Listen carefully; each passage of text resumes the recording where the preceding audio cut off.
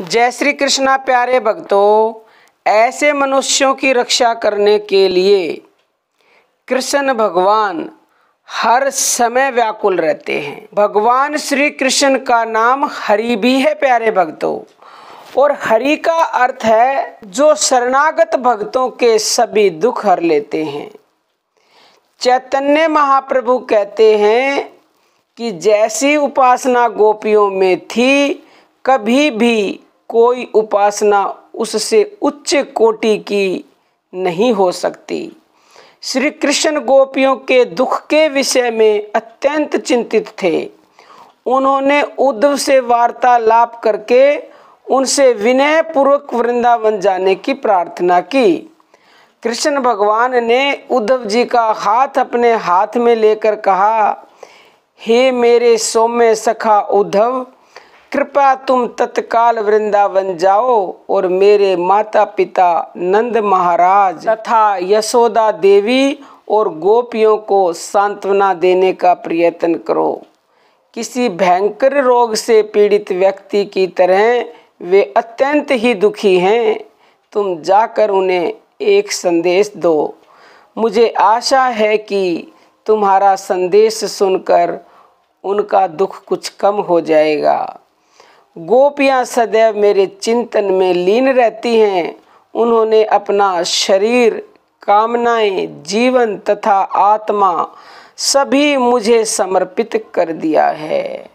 मैं न केवल गोपियों के लिए चिंतित हूँ, अपितु जो भी प्राणी मेरे लिए समाज, मैत्री, प्रेम और व्यक्तिगत सुखों का त्याग कर देते हैं तथा अपना शरीर और जीवन, आत्मा सब भगवान को समर्पित कर देते हैं, ऐसे मनुष्यों के लिए भगवान कहते हैं कि मैं उनके लिए हर पल व्याकुल रहता हूँ।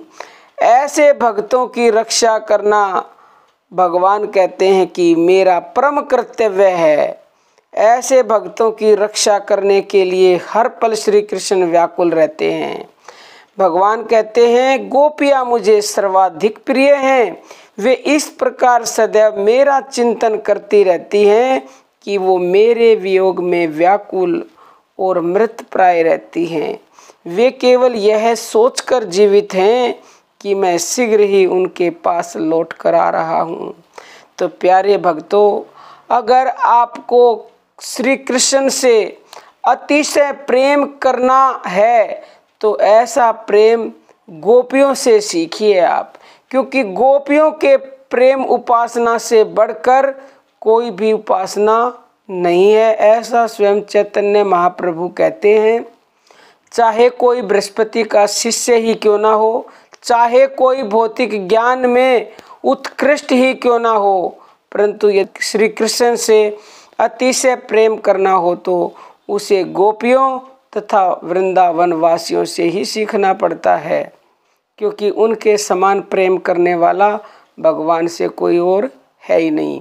लेकिन अगर आप चाहते हैं कि भगवान आपकी रक्षा के लिए व्याकुल हों, तो हम आपको बहुत से वीडियो में बताते हैं कि तन मन धन सब अर्पण कर दो, समर्पित कर दो अपने आप को प्रभु के चरणों में, पूर्णतः सरेंडर कर दो।